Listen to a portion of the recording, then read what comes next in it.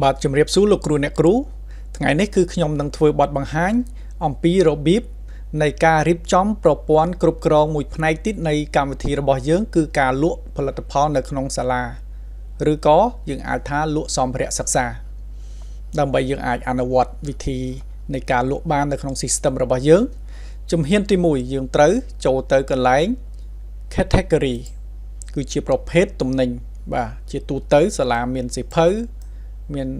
school supplies ក៏ដូចជា uniform បាទនៅពេលដែលយើងដាក់ category រួចហើយបាទយើងអាចចូលទៅកន្លែង product នៅទីនេះគឺយើងជំហានទី1ដើម្បីបង្កើតផលិតផលយើងត្រូវជ្រើសរើសប្រភេទផលិតផលសិនអញ្ចឹងឧទាហរណ៍ខ្ញុំយកសៀវភៅហើយខ្ញុំដាក់សៀវភៅឧទាហរណ៍សៀវភៅ children book បាទឬក៏ kid books បាទ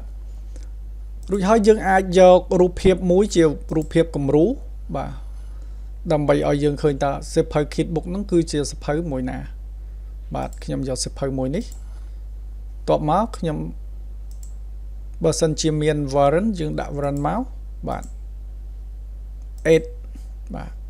8 product បាទនេះសៀវភៅចេញហើយតបមកយើងដាក់ warrant នេះមានន័យថាម៉េចបាទកន្លែង warrant នេះគឺសំដៅទៅលើ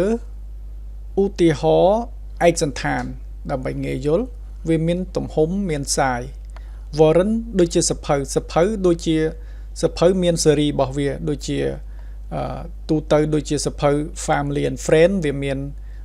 2 3 family and friend 3 4 5ចឹងទៅចឹងនៅទីនេះខ្ញុំមានភាគដែរបាទសភៅសម្រាប់ children ណាខ្ញុំមាន4បាទខ្ញុំមាន4ភាគអញ្ចឹងខ្ញុំដាក់ភាគទី1បាទឬក៏សភៅកម្រិតទី1ចឹងណាបាទអញ្ចឹងខ្ញុំឲ្យឈ្មោះថាសភៅហ្នឹងគឺសភៅ kid starter បាទនៅទីនេះបើសិនជាយើងមាន barcode យើងដាក់ barcode បើសិនអត់ប្រើទេយើងម្លងវាចោលហើយតម្លៃដែលយើងលក់បាទ price នៅទីនេះតម្លៃយើងលក់បាទអូបាទតម្លៃនេះគឺតម្លៃ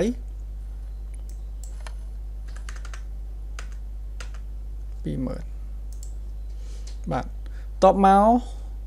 នៅទីនេះ cost price គឺតម្លៃដែលយើងទិញបាទឧទាហរណ៍ហើយ initial stock មានន័យថា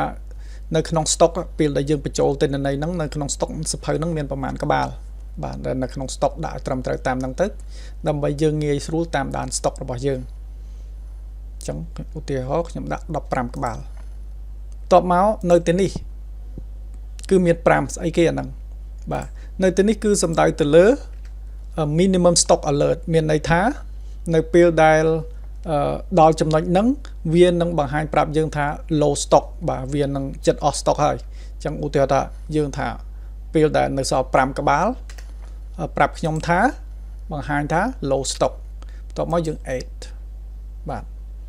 នោះយើងបានសភៅ kit starter ឥឡូវយើងបន្ថែមកម្រិតមួយទៀតដែលខ្ញុំហៅថា kit 1 បាទសភៅ kit 1ហើយខ្ញុំលក់តម្លៃប្រហែលយើងដាក់តម្លៃប៉ុណ្ណឹងមក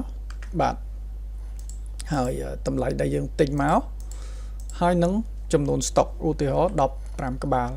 ហើយខ្ញុំដាក់5ដូចគ្នាបាទនេះគឺជាដំណើរការហើយប្រសិនបើយើងបាទប្រសិនបើយើងមានច្រើនយើងបន្ថែមរហូតទៅដល់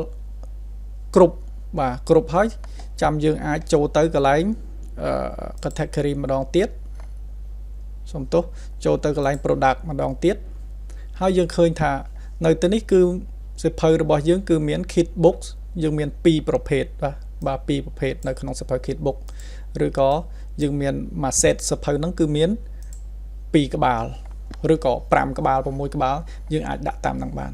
ហើយប្រសិនយើង add product យើងថែមសៀវភៅទៀតបាទដែលយើងនិយាយមានសៀវភៅកម្រិតផ្សេងទៀតឧទាហរណ៍សៀវភៅ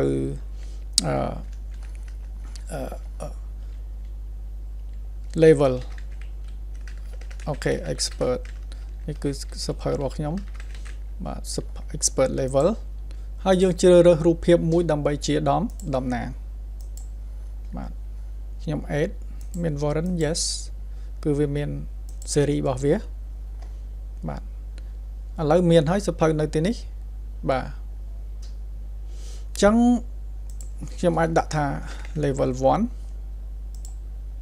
តម្លៃដែលលក់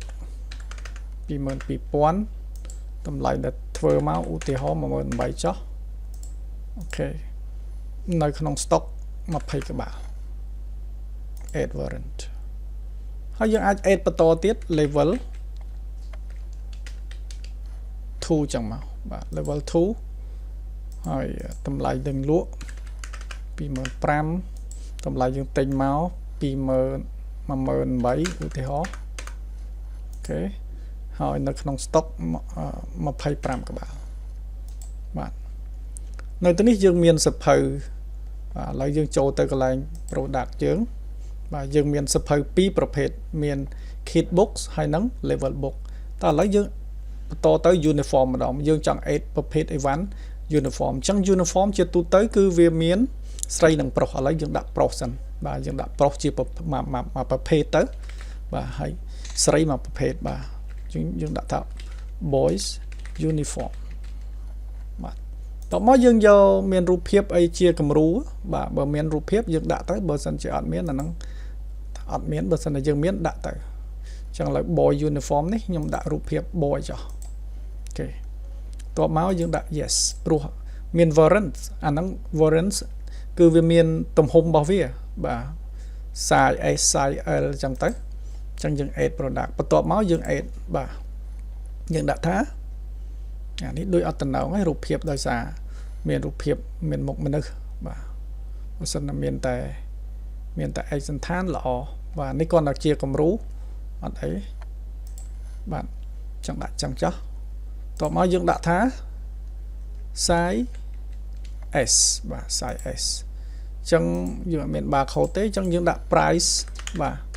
ដែលយើងលក់ឧទាហរណ៍ 40,000 តម្លៃទិញមកប្រហែលឧទាហរណ៍ថា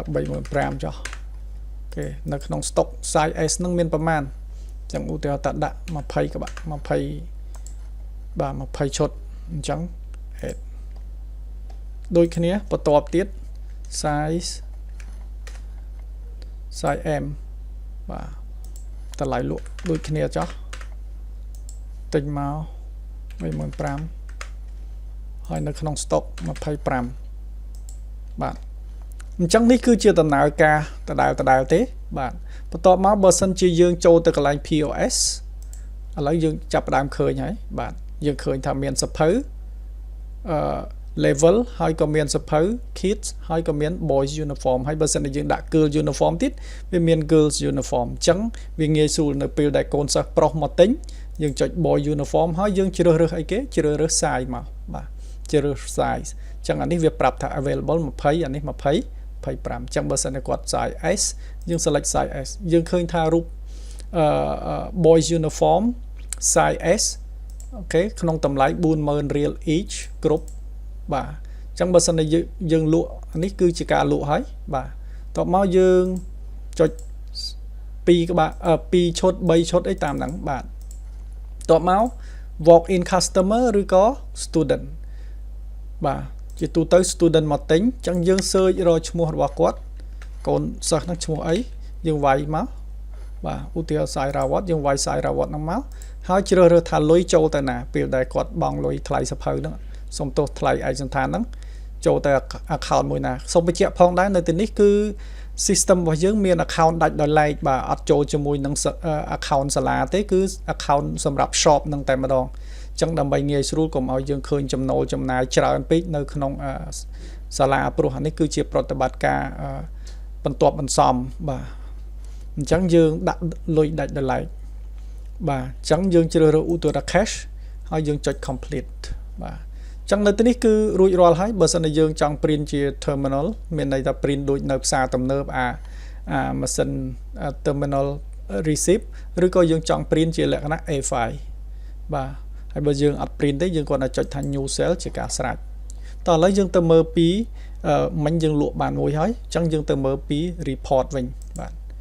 report តើយើង sell report បាទ sell report មិញយើងលក់បានមួយក្បាលបាទលក់បានមួយក្បាលសំទោសលក់បានមួយក្បាលលក់បានឯកសណ្ឋានមួយឈុតបាទនេះគឺជាលេខ invoice receipt number ហើយនេះគឺជាអ្នកលក់ហើយនេះគឺជា customer ក្នុងតម្លៃប៉ុណ្ណឹងបាទតោះទៅមើលឥឡូវទៅមើលនៅក្នុងaccount របស់យើងបាទ account របស់យើងមានលុយចូលមិញ shop cash ចូល 40,000 រៀលបាទនេះគឺជាដំណើរការនៃការរៀបចំនៃការលក់បាទអញ្ចឹងបើសិនបើលោកគ្រូអ្នកគ្រូចង់លំអិតបន្ទាប់ទៀតតាក់ទងទៅនឹង supplier ខ្ញុំនឹងធ្វើវីដេអូបន្ទាប់ទៀតបាទសម្រាប់វីដេអូនេះខ្ញុំសូមបញ្ចប់ត្រឹមហ្នឹងសិន